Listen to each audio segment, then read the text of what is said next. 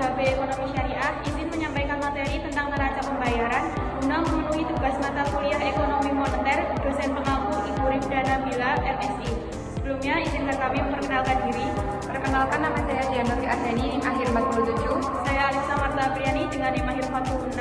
Saya Sofia Andriani dengan NIM akhir 65. Saya Diari Salatu Soleha dengan NIM akhir 42. Saya Fia Ismalia dengan NIM akhir 41. Saya Laila Ismail dengan NIM akhir 61. Langsung saja masuk ke materi yang akan dijelaskan oleh rekan saya.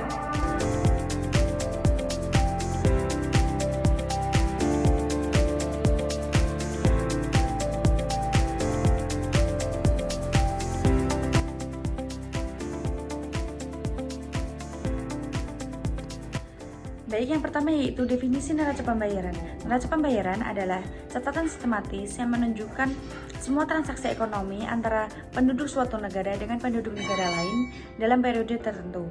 Transaksi ini meliputi arus pembayaran yang masuk ke dalam negeri, misalnya hasil ekspor barang dan jasa, penerimaan investasi, dan bantuan luar negeri, maupun arus pembayaran yang keluar ke luar negeri, misalnya impor barang dan jasa, pembayaran utang ke luar negeri, serta investasi ke negara lain.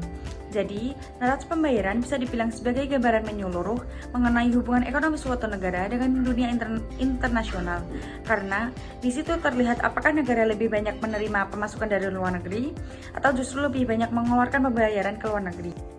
Yang selanjutnya yaitu komponen utama neraca pembayaran. Yang pertama, neraca transaksi berjalan. Neraca perdagangan yaitu berisi catatan ekspor dan impor barang. Misalnya Indonesia mengekspor CPO atau minyak sawit ke India, itu termasuk ke dalam ekspor. Kalau Indonesia mengimpor gandum dari Australia, itu termasuk ke dalam impor. Yang kedua, neraca jasa, yaitu mencatat transaksi jasa antar negara. Contohnya, turis asing datang ke Bali dan membayar hotel, itu termasuk pemasukan jasa untuk Indonesia. Sebaliknya, jika warga Indonesia belajar di luar negeri dan membayar biaya kuliah, itu tercatat sebagai pengeluaran jasa. Yang ketiga yaitu neraca transaksi pihak atau transfer, adalah mencatat aliran uang atau barang yang sifatnya cuma-cuma atau tidak ada kewajiban balasan. Contohnya, TKI di Arab Saudi kirim uang ke keluarganya di Indonesia atau remitansi, bantuan luar negeri, hibah, hadiah internasional, dan donasi kemanusiaan. Dan yang kedua yaitu neraca modal. Neraca modal berisi transaksi yang berkaitan dengan perpindahan kepemilikan aset atau modal yang sifatnya non-produktif, termasuk di dalamnya pinjaman jangka pendek atau panjang, serta investasi modal tertentu. Dan mencatat aset seperti tanah, bangunan, paten, hak cipta, dan merek dagang yang berpindah kepemilikan antar negara. Contohnya, perusahaan Jepang membeli merek dagang lokal di Indonesia, dan pemerintahan Indonesia menjual hak cipta lagu atau brand tertentu ke perusahaan luar negeri. Dan yang ketiga yaitu neraca finansial. Komponen ini mencatat transaksi yang sifatnya produktif berkaitan dengan investasi dan pergerakan modal jangka panjang yang mempengaruhi pertumbuhan ekonomi. Ini termasuk saham, obligasi, pinjaman internasional, investasi langsung, maupun investasi portofolio. Neraca ini juga menggambarkan arus masuk dan keluar modal produktif antar negara.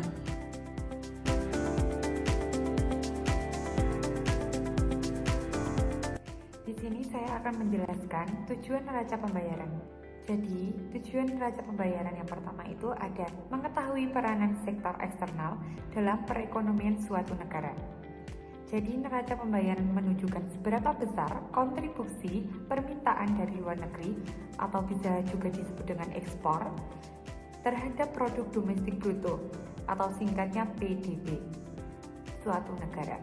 Tujuan ini membantu menilai dampak sektor eksternal terhadap pertumbuhan ekonomi domestik. Yang kedua ada mengetahui aliran sumber daya antar negara. Melalui catatan neraca pembayaran, khususnya akun transaksi berjalan dan finansial, dapat terlihat apakah suatu negara secara keseluruhan menjadi pengekspor sumber daya, misalnya surplus transaksi berjalan. Jadi, ini mencerminkan aliran barang, jasa, dan modal antar negara tersebut dengan dunia. Yang ketiga, mengetahui struktur ekonomi dan perdagangan suatu negara. Analisis komponen-komponen neraca pembayaran, misalnya seperti dominasi ekspor komoditas tertentu dalam neraca perdagangan. Jadi, ini dapat mengungkapkan pola umum kegiatan ekonomi suatu negara dalam berinteraksi dengan negara lain. Yang keempat, ada mengetahui permasalahan utang luar negeri suatu negara. Komponen transaksi finansial mencatat pinjaman yang diterima atau diberikan dengan cara memantau perkembangan pinjaman dan kewajiban luar negeri.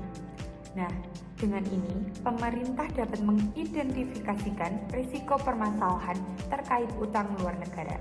Dan yang terakhir, dipergunakan sebagai sumber data penyusunan statistika pendapatan nasional atau national account.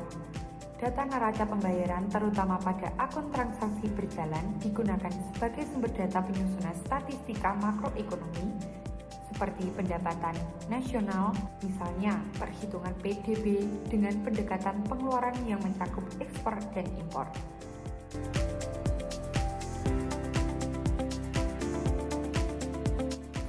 Yang selanjutnya kita akan membahas fungsi neraca pembayaran. Yang pertama, sebagai alat pembukuan supaya pemerintah bisa mengambil keputusan yang tepat mengenai jumlah barang dan jasa yang sebaiknya keluar atau masuk.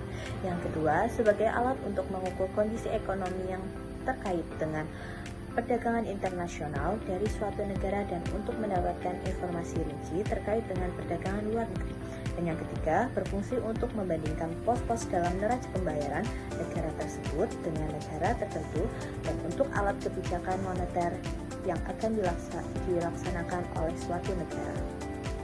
Yang selanjutnya, jenis neraca pembayaran. Yang pertama ada neraca pembayaran defisit. Neraca ini menunjukkan bahwa jumlah transaksi pembayaran keluar atau debit lebih besar daripada transaksi penerimaan dari luar negeri atau kredit.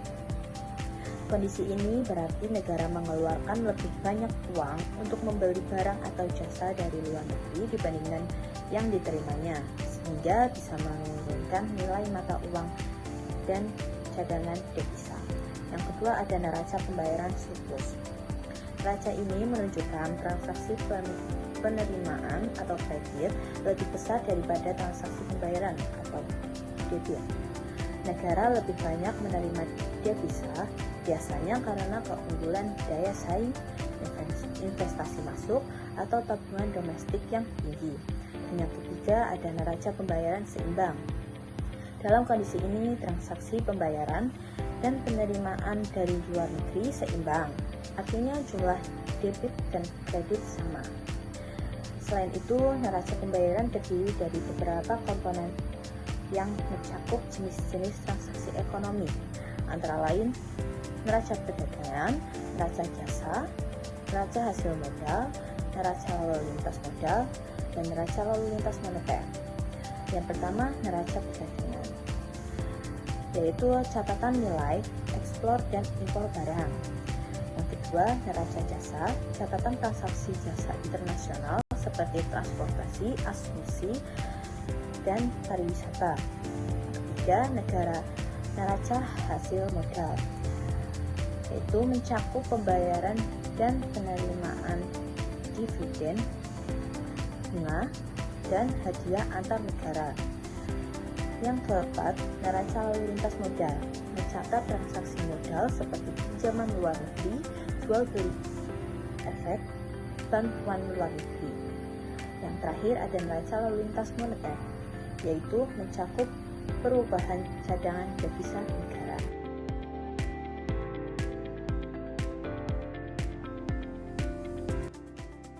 Faktor-faktor yang mempengaruhi neraca pembayaran. Yang pertama yaitu perubahan kurs divisa. Kurs divisa atau nilai tukar mata uang asing sangat berpengaruh terhadap neraca pembayaran. Jika neraca pembayaran mengalami defisit, maka permintaan terhadap mata uang asing akan meningkat sehingga rupiah akan menurun. Sebaliknya, jika terjadi surplus, cadangan devisa akan meningkat dan nilai rupiah juga bisa menguat. Contohnya, ketika impor lebih besar daripada ekspor, Indonesia membutuhkan lebih banyak dolar untuk membayar barang impor. Akibatnya, rupiah juga akan melemah terhadap dolar. Yang kedua yaitu perubahan harga. Harga barang dan jasa juga berpengaruh. Jika ekspor lebih besar daripada impor, artinya banyak barang dalam negeri dijual ke luar negeri. Kondisi ini bisa menyebabkan ketersediaan barang di dalam negeri berkurang sehingga harga akan naik. Contohnya, saat harga minyak sawit di dunia naik, Indonesia lebih banyak mengekspor ke luar negeri. Akibatnya, harga minyak di dalam negeri juga ikut naik. Yang ketiga yaitu perubahan tingkat pendapatan.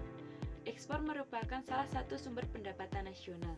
Artinya, ketika nilai ekspor naik, pendapatan nasional juga ikut meningkat. Sebaliknya, jika ekspor menurun, pendapatan nasional juga berkurang. Contohnya, ketika permintaan batu bara dari Tiongkok meningkat, ekspor Indonesia naik, sehingga pendapatan negara juga ikut bertambah. Yang keempat yaitu perubahan tingkat bunga. Tingkat bunga juga mempengaruhi arus modal dan investasi. Jika tingkat bunga dalam negeri lebih rendah, maka investor asing cenderung masuk karena iklim investasi dianggap menarik. Namun, jika tingkat bunga tinggi, investasi bisa menurun karena biaya pinjaman semakin mahal. Contohnya, saat Bank Indonesia menurunkan suku bunga acuan, aliran modal asing cenderung meningkat karena biaya investasi lebih rendah.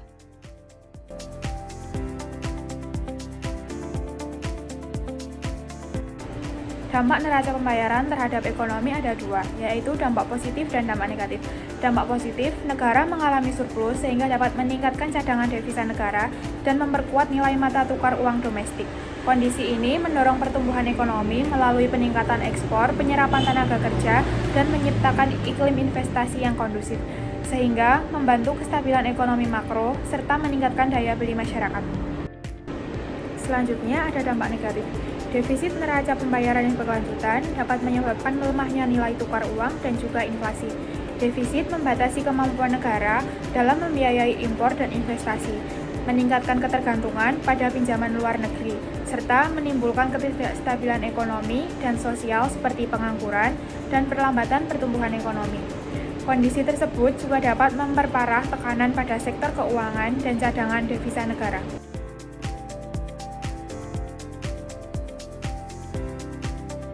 Kebijakan neraca pembayaran. Yang pertama, ada kebijakan nilai tukar atau depresiasi mata uang.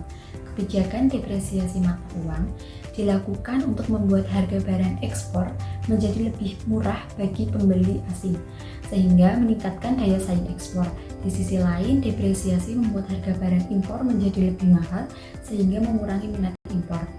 Nah, seperti contoh, Indonesia melakukan depresiasi nilai tukar rupiah terhadap dolar Amerika Serikat. Akibatnya, harga tekstil buatan Indonesia menjadi lebih murah bagi pembeli di Amerika Serikat, sehingga ekspor tekstil meningkat. Sementara itu, harga barang elektronik impor dari Jepang menjadi lebih mahal di Indonesia, sehingga impor barang elektronik menurun. Yang selanjutnya, atau yang kedua, ada kebijakan proteksionisme. Pemerintah memberlakukan tarif impor pada barang tertentu untuk melindungi industri domestik dan membatasi impor. Misalnya, penerapan tarif impor pada produk tekstil dan elektronik, serta pembatasan kuota impor beras dan gula guna menjaga produsen lokal. Kebijakan ini membantu memperbaiki neraca perdagangan dengan mengurangi defisit akibat impor berlebihan. Yang ketiga, ada pengaturan arus modal. Pengaturan arus modal dilakukan untuk mengendalikan jumlah uang yang masuk dan keluar dari suatu negara. Tujuannya adalah untuk menjaga stabilitas nilai tukar dan mencegah terjadinya krisis keuangan. Contohnya, Bank Indonesia membatasi kepemilikan asing surat berharga negara atau SBN. Hal ini bertujuan untuk mengurangi risiko terhadapnya arus modal keluar secara tiba-tiba yang dapat menyebabkan nilai tukar rupiah melemah. Selain itu, pemerintah mengenakan pajak yang lebih tinggi untuk keuntungan yang dibawa keluar oleh investor asing. Hal ini diharapkan dapat mendorong investor asing untuk menanamkan kembali keuntungannya di negara Indonesia. Yang keempat atau yang terakhir ada mendorong peningkatan tabungan dan investasi. Demi mengurangi ketergantungan dana luar negeri, pemerintah mendorong peningkatan tabungan masyarakat dan investasi domestik. Kesimpulan bahwa neraca pembayaran adalah catatan sistematis semua transaksi ekonomi antara penduduk suatu negara dengan negara lain dalam periode tertentu. Komponen utamanya meliputi yang pertama ada transaksi berjalan seperti barang, jasa, pendapatan, transfer. Dan yang kedua ada transaksi modal dan yang ketiga ada finansial. Neraca pembayaran mencerminkan kesehatan ekonomi dan mempengaruhi nilai tukar, suku bunga, serta pertumbuhan ekonomi. Neraca yang seimbang atau surplus menunjukkan kondisi ekonomi stabil dan kuat. sedangkan defisit yang berkepanjangan dapat menimbulkan inflasi, depresiasi mata uang, dan ketergantungan pada pinjaman luar negeri. Maka dari itu, pengelolaan neraca pembayaran sangat penting untuk kesejahteraan ekonomi nasional. Demikian presentasi dari kelompok kami. Jika ada salah kata kami mohon maaf. Wassalamualaikum warahmatullahi wabarakatuh.